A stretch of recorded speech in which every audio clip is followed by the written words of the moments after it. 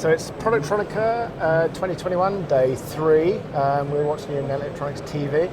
I'm joined by Tom from Kyzen. Thanks for coming over. So glad to be here. And, well, in every sense, on our stand and actually at the show. In every possible sense. Yeah. I get the feeling that everyone's expectations have been exceeded from the point of view of attendance and, well, both of exhibitors and visitors. That's certainly what I'm hearing. And of course, exceeding expectations is sometimes about how things go, and it's sometimes about where those expectations are set. I think a lot of it is either low or zero. I think as we all came in here, a metaphor I've been using, talking about the restart for this kind of stuff in particular is, imagine you're out on a dark night in the woods or camping or something, and you need to find something, but instead of turning on some high beam light, you light a match. Yeah. Well, the truth is it's a lot lighter. Yeah. But it's not really very bright. Yeah. It's been a bit better than that. Actually, yesterday really felt kind of normal.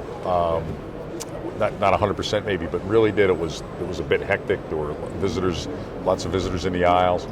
And as I chatted with other friends in the industry, they've had the same reaction. Wow, yesterday was like, it felt so nice. And I think it's very much the case for the attendees as well. I think we are an industry that thrives on innovation. We're inventing tomorrow, or figuring out how to sell tomorrow, right? But we do it together. In our case, we're the cleaning people. When people make things that are harder to clean, well, we have more work to do. Yeah. Okay, or make things that didn't used to need to be cleaned, but now they do. Well, we have more work to do. Well, if while we like to think everyone knows, has perfect information, and can immediately go to Google and figure out who the right, people are to solve problems, it's not always true. Our industry is remarkable in that, at the biggest shows with these booths, stands that are 30 feet tall, 10 meters tall, and have full kitchens and, airplane hangars and all this crazy stuff in them. Then there's the small 3x3 or 10x10 in the corner with some modest enterprise that's doing really cool stuff, and they're hard to find on the internet.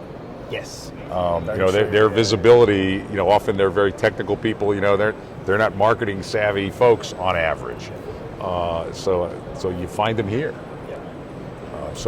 We believe that the shows really provide an important thing. Yeah. And we've always been we've been coming to this for decades now, and I think that the absence of it for 2 years has kind of proved that, hasn't it? Inevitably there's a bit of a feeling, well, we have to go, because if we're not there, it's more suspicious if we're not seen, kind of thing. Well, I think there's, Productronica most events are on an every year cycle. Okay, obviously that's better for the organizers, because they have a more steady revenue stream. Once a year, spring comes every year, right? And the spring doesn't come every 2 years, so there's some logic to that, I guess. But Productronica, I think part of its enduring success has been that when you skip one, now it's 4 years. Yeah. And goodness, that's college for some anyway. Yes, that's high school for many. That's a long time. So I think that's been part of its panache, intentionally or not, over the years, that people are a bit more hesitant to not turn up. Yeah. Now, of course, COVID's changed the dynamics. There aren't as many stands. Every stand isn't as large. There's a lot more little reclining areas in somewhat unexpected places. It's COVID, right? There's a lot that's a bit different. How has the last 2 years been for Kyzen, then?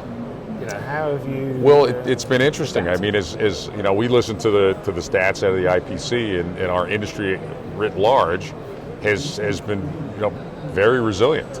The stats the IPC's put out that employment, our V was more of a smile in a way, and it didn't sort of go like this. It sort of went like that.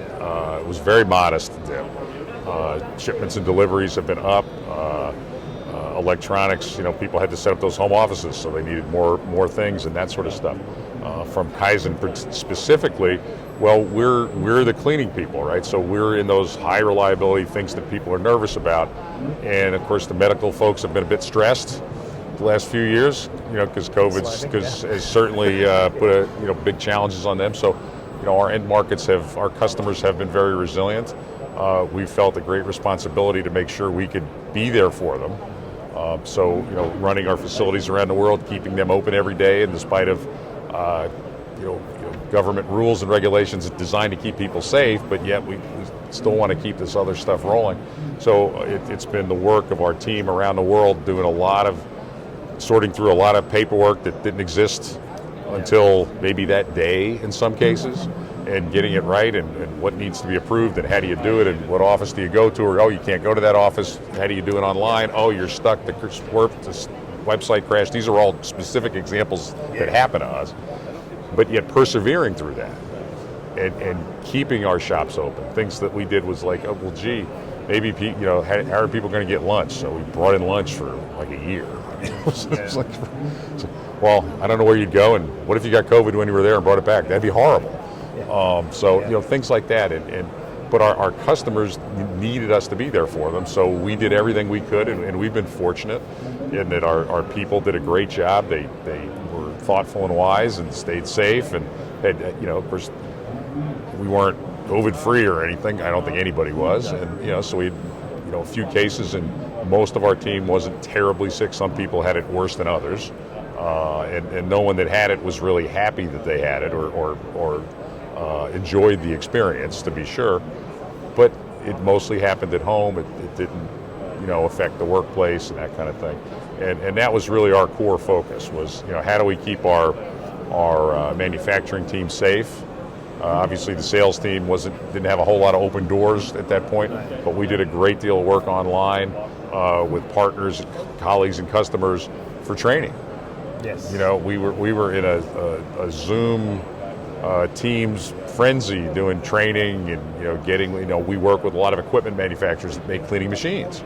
Well, we had all kinds of training meetings with them where they train us on their tools and we train them on our stuff, and especially in the early days when no one knew quite what to do, there was a lot of enthusiasm for that. Less so now. And very productive. Less so now, because we're all trying to get back to it. But we did a lot of those things in the early days that I think will pay dividends in the long run. I wouldn't sign up for COVID again or anything, but I think we certainly tried to make some lemonade out of it. A lot of people seem to have realised that there's some facets of what we've done over the last few years that can still fit into a workflow, where it's... Well, all of life is new experiences, and how do you take them to tomorrow? Or are we going to go to 100% Zoom and never get on a plane again?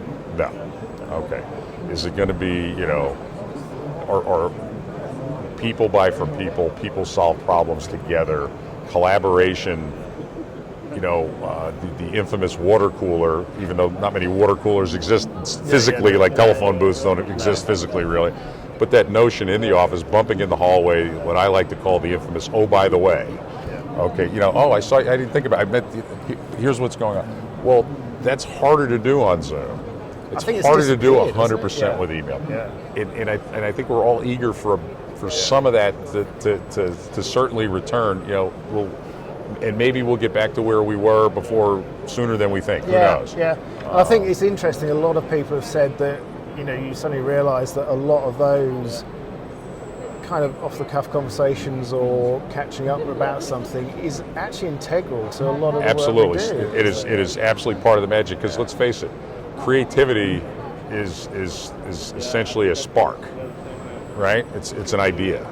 Well, if we think about it in a mechanical sense, what's a spark? It's two things hitting each other, and a spark is created. Well, of course, we think of sparks often negatively, and that something happened, a spark caused a fire or something like that. But they create new ideas, and personal interactions do that, and a little improv where people say, well, somebody says something and the next fellow says, like those meeting scenarios we've all been through where you whisper to 10 people and the first guy said red and the guy in the end says Afghanistan. Well, that helps creativity. And so creativity, of course, is integral to our industry, not only in the technical development, but in how do we explain it to people? How do people understand how that innovation can benefit them? or benefit their design or benefit their end user. Yeah. You know what you guys are doing. You know, it's getting the word out, doing that sort of thing. Yeah. And just like we're doing this, we're standing near each other. Now we are a meter apart, so we're not violating the law, in case anybody's watching. But yet we are. Yeah. And it's a joy. It is, and you know, it is heartening to see everyone back at a show like this. And I mean, I hope the rest of the show goes really well for you. Thank you. We're you know, like I say, you know, 2 days down, and yesterday was a lot of fun. Hopefully today's the same. Yeah. It certainly seems busy. I mean, the number of people coming through. It does, and of course it's been a bit challenging getting through the door with the checking documents and whatnot, and try to help, which are intended to keep us all safe, of course.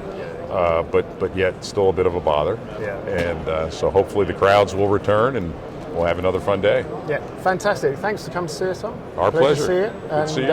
and yeah, hopefully today and tomorrow will be good for you. Sure. Thank you. Thank you.